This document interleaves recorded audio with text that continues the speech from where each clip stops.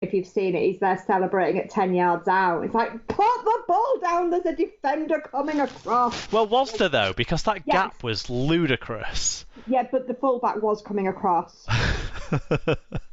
It was one of the most... It was mad. I thought it was mad when I watched that one back. Like, Yeah. everyone's talking... I was reading, like, this great dummy and all that, and I was like, yeah, it was a good dummy, but the defence was awful.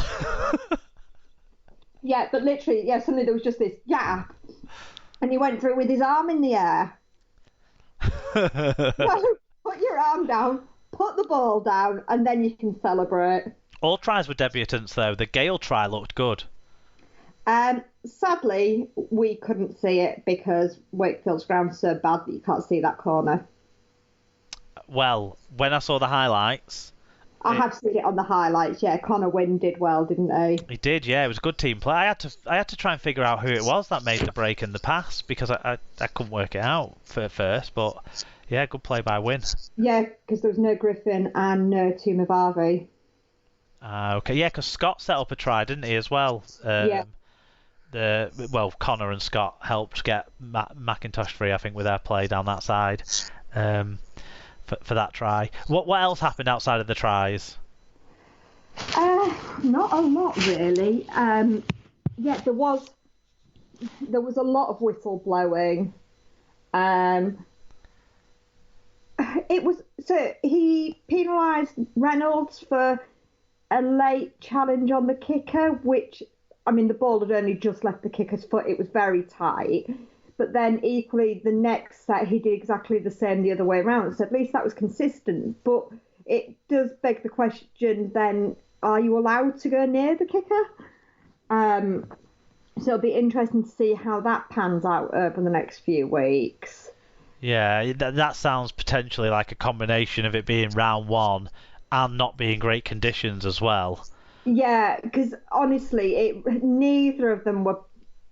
You know, you've seen so much later regularly. Yeah, there was a bit of a scuffle between Connor Wynn and 5 Wakefield players at one point, which was amusing. Connor Wynn's got no fear, takes no backward steps, doesn't care who he's fighting. But that was sort of all overlooked. To be honest, 6-0 at half-time felt a very fair score, and it was one pass too far thrown for Hull, and then Wakefield went 85 metres, or a long way. I'm not sure how far there. Yeah, Johnston got close, didn't he? And I think then with all the scramble defence to stop him, your line was in tatters, and Corey Hall. Yeah, I mean, that was because Connor Wynn made that tackle, and then I think pushed Johnston, and then a few others got involved and didn't like it. But yeah, Hall scored. And, 6-6 actually didn't feel very fair reflection on the first half. But then, we came out and scored 2 tries fairly quickly, back to back. Had we been able to convert one of them, it would have felt nicer to be 18-6 rather than 16-6, especially when they scored. Yeah, well, Tom Johnston's try, I'm guessing from your position you didn't get to see that one either. No. But the boy can still finish. Yeah. You'd think with an extra man on the pitch they wouldn't have needed like the last blade of grass inside the corner post, but Tom Johnston found it with his diving try. Well, not on the last blade of grass, does he? It would have been one of those tries that would have been all over the show if it was a televised game, or if Wakefield had won the game. But it was kind of had a feeling of inconsequence to it. Shall we talk about the disciplinary outcomes from the game? Then we'll leave Connor till last. Jacob Miller got a grade A contact with the referee, no match penalty notice. So grade A charge. Now he'll have to be careful with that sort of stuff again. Did you notice that? Did you pick up on that when it happened in the game? No idea when that was. Reece Lynn for Wakefield as well got a grade C dangerous contact charge. Now he had a couple of these last season, so this has resulted in a 3-match penalty notice for him. Any ideas on that one? Yeah, I think this is when McIntosh scored. Lynn nearly took his head off. I would have questioned whether it should have been an 8-point try, simply because, he was in the act of scoring, and, it was very high.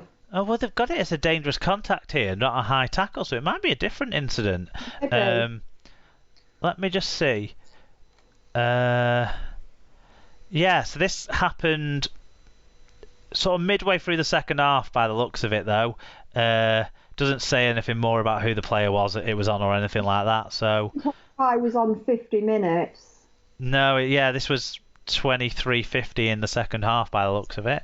Okay, well, I don't know what it was then. And Andre Savelio for Hull, grade B, use of knees, too much penalty notice. I think that was maybe when... He's still a grub then? When they scored. I think he went in when Johnston scored. I think he went in with the knees then. 32:01 in the second half. So yeah, late on in the second half. Yeah, that could be that. Yeah. Then again, it was very difficult. Like, we couldn't see, but there was an incident that had happened. Right, okay, with you, yeah. Jake Connor as well got red carded. He ended up with a grade B high tackle, 1 match penalty notice for that red card. I would say of all the 3 red cards this weekend, this is the one I was the least sure about. But because the game wasn't on TV, we don't get close-ups or multiple angles, do we? So we kind of have to an extent, trust the referee, who looked in a good position. And when I've watched it, one thing I did notice is it looked like just before he made the contact, he left the floor, he jumped into it. So I don't know if that played an impact in it or what have you. But I was trying, when I was watching it again before we started recording today, Sarah, in my mind was the Foggin Johnson one from the Bradford League game last night, and this looked it was a similar type in that it was a reach to a flying runner, although the runner had the ball still in this instance. And so there was a similarity to it, but it did feel quite different. It didn't feel quite as brutal a contact. I think, I don't know if this one was a red card or a sin binning. Like, I have to trust the referee's judgment to an extent, but you'll have seen more of it than I will have done, I guess, because you were there. Yeah, but we were on the wrong side of the play, so Yeah. we were behind the Wakefield attack. I personally, at the time, I didn't think it was high, although so Connor was facing us, so you could see where his arm was, sort of. Yeah. But obviously, it's very difficult to judge, therefore, where that is on the player. And I didn't think it looked high, but I just said straight away, oh, it's going to be a red card, given what's happened over the course of the weekend.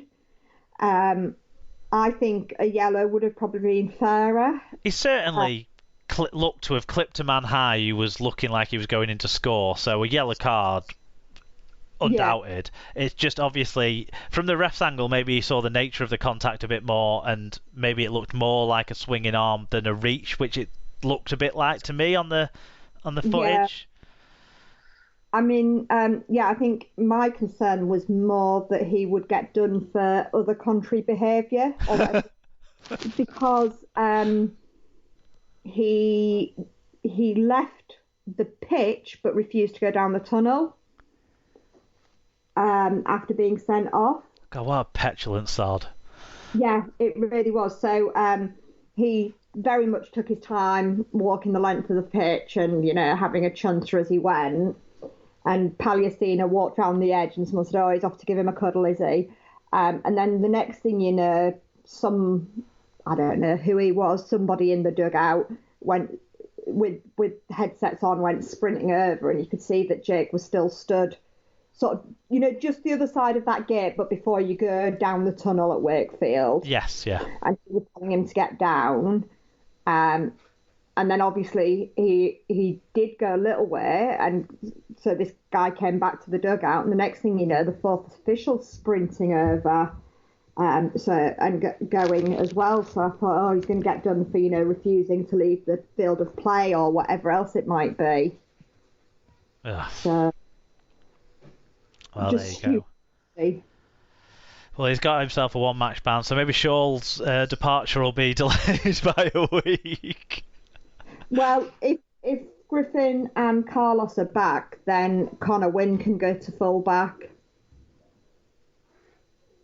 That's an option too, isn't it? Sorry? That is an option, yeah. You know, he's that's his position, really. Of course. What are the chances on them on the centres being back? I thought they'd be ready to go, but apparently it was just a last minute. Things got a bit tight. Like muscles were a bit tight. We're playing Wakefield. We're not going to stress too much about it. Well, I wonder if part of the concern was that knowing what the the pitch conditions were going to be like. Of course, yeah, of course. Do you want to tell us about the early standings?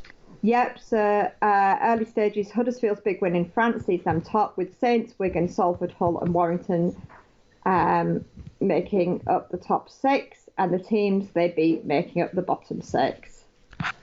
Average attendance for the weekend was a positive 9,666. Stat line of the week, Tui Lola here gets this. There's 4 try assists, 5 tackle balls, 170 metres. That was impressive. Who did you pick out for your player of the week? Anyone stand out for you in that regard? I think Jai Fields for me. Yeah, I'm not going to argue. The fact that he only played less than a handful of games last year, it wasn't the debut year he wanted. His first appearance last year was when he tore his hamstring, didn't he, and then was out for loads of months. And this year, his first appearance, he was man of the match and absolutely brilliant. And didn't drop a ball as well, which was good, because in the pre-season games, I was worried a little bit about his catching back there at full-back. But against one of the more challenging kickers in the league to deal with in Paula, he was very good. So happy days there. No, I thought he had great game. Predictions, I went 4 out of 6 on the Super League games. Alan went 3 out of 6. In the Super Brew, though, Scoots, you start with the yellow cap, so you're top of the league there in the early standings. David starts with the wooden spoon. He won't be used to being at the bottom of the league, but long may that continue from my point of view. Yep. In the main Super Brew, Phil Nadin has the first yellow cap of the season. Alex Jewett holds the first wooden spoon. And then in the Fantasy League, Stephen Bowie's expected to lose takes the early lead with a weekly score of 603. So he's the man to beat. Alan Bagley's not in there yet, but sometimes he pops up a few weeks in after making us think that we were going to win, and then he turns up and wins it. But yeah, thanks everyone for all your views on the games there. Great views to go through. A few things I've highlighted for potential episode titles as well. So all strong stuff. And with all them reviews, it's been quite a long Super League review section this week, but I'm sure everyone doesn't mind that. We're now going to move on though to other results.